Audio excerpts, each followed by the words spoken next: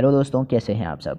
हमने constitution of Pakistan के important points और आर्टिकल्स की डिस्कशन स्टार्ट की थी for the test of assistant election commissioner.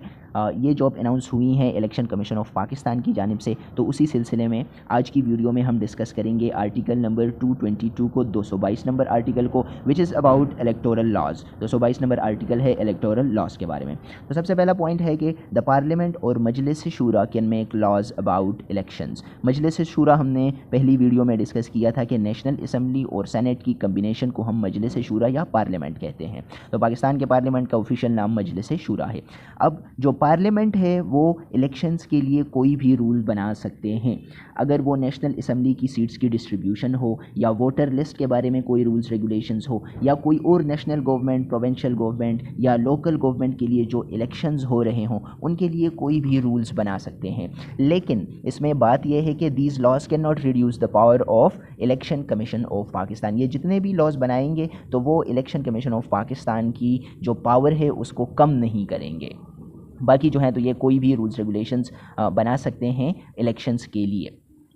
The next article is article 223 bar against double membership. अगर किसी की डबल मेंबरशिप होगी तो उसके लिए क्या तरीक़ाकार होगा। तो a person can not be a member of more than one assembly at the same time. एक वक्त पर एक जो मेंबर है तो वो एक से ज़्यादा असम्बलीज़ का मेंबर नहीं हो सकता। फॉर एग्ज़ाम्पल कोई पंजाब असम्बली का मेंबर है तो वो नेशनल असम्बली का मेंबर नहीं हो सकता। अगर कोई किसी और सूबे का मेंबर है तो वो फिर दूसरे सूबे का मेंबर नहीं हो सकता, प्रोविंशियल असम्बली का मेंबर नहीं हो सकता। एक बंदे के पास एक ही मेंबरशिप एक ही टाइम पर होगी।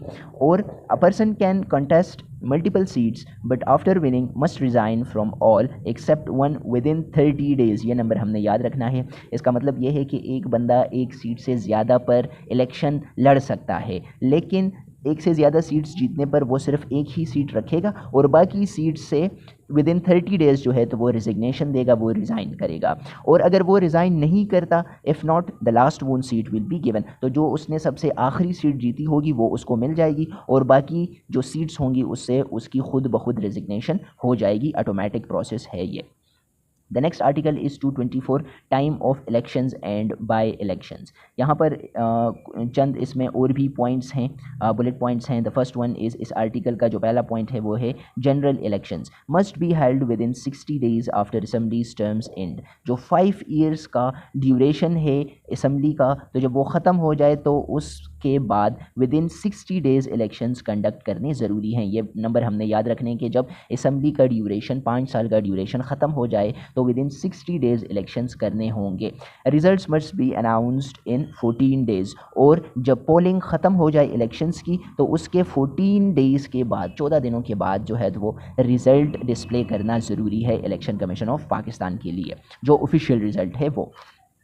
The second point of article number 224 is if assembly is dissolved earlier। ये तो हमने बात की कि जब assembly अपना 5 साल का ड्यूरेशन कंप्लीट कर ले तो ये तरीक़ाकार होगा। और अगर assembly जो है तो वो पहले डिज़ोल्व हो जाए, अपना टर्म पूरा करने से पहले assembly डिज़ोल्व हो जाए, तो फिर क्या होगा, elections must be held with in 90 days. तो फिर इलेक्शंस 90 दिनों में कराए जाएंगे। यहाँ पर नॉर्मली जब टर्म एंड होता है तो 60 डेज़ में कराए जाते हैं इलेक्शंस, और जब पहले असम्बली डिज़ोल्व हो जाती है तो विद इन 90 डेज़ इलेक्शंस कराए जाते हैं।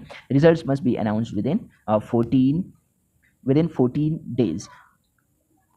अनाउंसमेंट, रिज़ल्ट के अनाउंसमेंट के लिए जो दिन हैं वो दोनों में एक जैसे हैं। अगर असम्बली अपने टाइम पर ख़त्म होती है या डिज़ोल्व हो जाती है तो within 14 days election commission of Pakistan ने वो रिज़ल्ट डिस्प्ले कराने होते हैं। थर्ड नंबर पॉइंट है senate elections held not earlier than 30 days before seats become vacant. जब सीट्स वैकेंट हो जाएं तो विद इन 30 डेज़ जो है तो वो इलेक्शंस कराने होंगे सेनेट के लिए।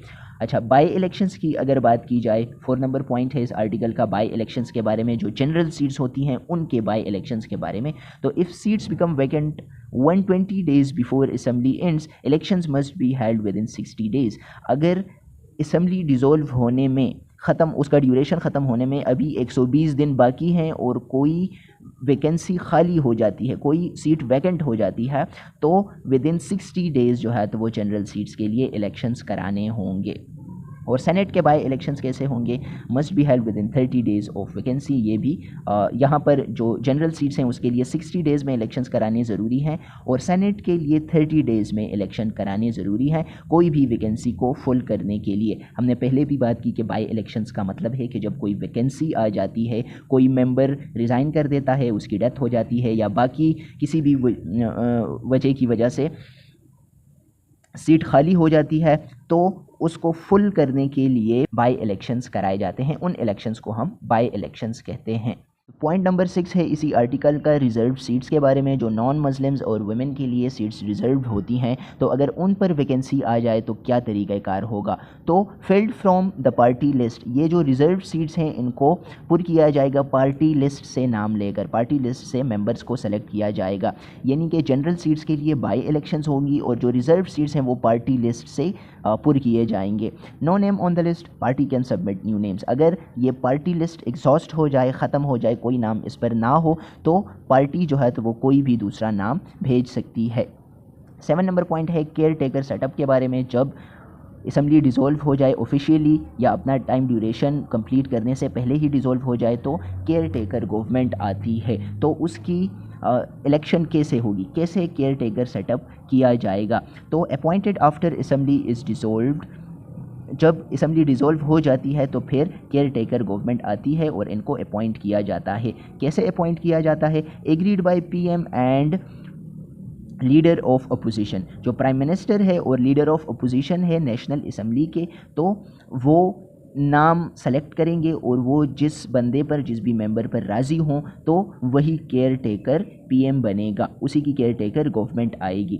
नेक्स्ट पॉइंट है कि अगर ये एग्रीमेंट ना हो, यहाँ पर हमने डिस्कस किया कि पीएम और लीडर ऑफ द अपोजिशन जिस भी नाम पर, जिस भी मेंबर पर एग्री हो जाए वही जो है तो केयर टेकर गवर्नमेंट बनाएगा, उसी की गवर्नमेंट आएगी। लेकिन अगर ये एग्री ना हो तो फिर क्या, तो फिर है कि ईच सजेस्ट 2 नेम्स, जो पीएम है और लीडर ऑफ द अपोजिशन है वो दो नामों को सेलेक्ट करेंगे या सजेस्ट करेंगे और वो नाम भेजे जाएंगे 8 मेंबर्स कमेटी के पास। उन 8 मेंबर्स कमेटी में इक्वल गवर्नमेंट एंड अपोजिशन के मेंबर्स होंगे, मतलब 4 मेंबर्स गवर्नमेंट के होंगे और 4 मेंबर्स अपोजिशन के होंगे।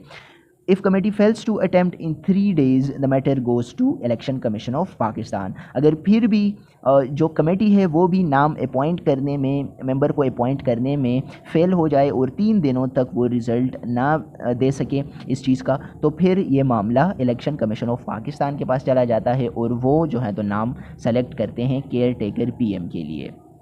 Care taker PM and his her family can not contest elections. जो केयर टेकर पीएम होता है और उनकी जो फैमिली होती, मतलब उनके बच्चे या वालिदैन जो होते हैं, तो वो इस इलेक्शंस में जो कि अभी होने वाले हैं उसमें हिस्सा नहीं ले सकते। 225 नंबर आर्टिकल है इलेक्शन डिस्प्यूट्स के बारे में, कि अगर इलेक्शन में कोई डिस्प्यूट्स तजादात आ जाएँ तो क्या होगा। Election results can not be challenged in regular court. जो रेगुलर कोर्ट्स हैं उसमें इलेक्शन रिजल्ट्स को चैलेंज नहीं किया जा सकता। उसके लिए क्या किया जाएगा, only way is through the election petition in the election tribunal. Election tribunal में इलेक्शन पिटिशन दाखिल कराई जाएगी तो इलेक्शन रिजल्ट्स को चैलेंज किया जा सकता है, रेगुलर कोर्ट में नहीं किया जा सकता। Parliament decides rules and process for it. और इन सब चीज़ों के लिए पार्लियामेंट जो है, नेशनल असम्बली और सेनेट मिलकर रूल्स रेगुलेशंस बनाते हैं। नेक्स्ट जो आर्टिकल है वो है 226, वो सीक्रेट बैलेट्स के बारे में है। सीक्रेट बैलेट्स का मतलब ये है कि all elections must be by secret ballot except elections of PM and elections of CM. इसका सिंपली मतलब ये है कि जितने भी इलेक्शंस होंगे तो वो खुफिया तरीके से होंगे। खुफिया का मतलब यह है कि जो वोटर है उसकी आइडेंटिटी को शो नहीं किया जाएगा, उसकी आइडेंटिटी को छुपाया जाएगा। इसका फ़ायदा ये है कि कोई भी बंदा किसी भी प्रेशर में नहीं आएगा और वो फ्रीली वोटिंग कर सकेगा। तो ऑल इलेक्शंस जो प्रोविंशियल इलेक्शंस होते हैं, नेशनल असम्बली के लिए होते हैं, या जो लोकल इलेक्शंस होते हैं, वो सारे सीक्रेट बैलेट्स के थ्रू ही होते हैं, except the election of PM. National assembly में जो वोटिंग होती है, पीएम की सिलेक्शन होती है, वो जो है तो वो सीक्रेट बैलेट्स में होने ज़रूरी नहीं है, वो ओपनली भी हो सकते हैं। और इलेक्शंस ऑफ सीएम, जो चीफ मिनिस्टर होता है, उसके इलेक्शन जब होती है तो वो वोटिंग भी ज़रूरी नहीं है कि सीक्रेट बैलेट्स के थ्रू ही हो। तो उम्मीद है आप लोगों को इन पॉइंट्स की समझ आ गई होगी। आज की वीडियो थोड़ी सी लंबी थी क्योंकि हमने ज़्यादा आर्टिकल्स को डिस्कस किया। अगर आप इस तरह की वीडियोस में इंटरेस्टेड हैं तो आप हमारे चैनल को सब्सक्राइब कर सकते हैं। Share this video with your friends. Thank you so much for watching. Stay safe and stay blessed.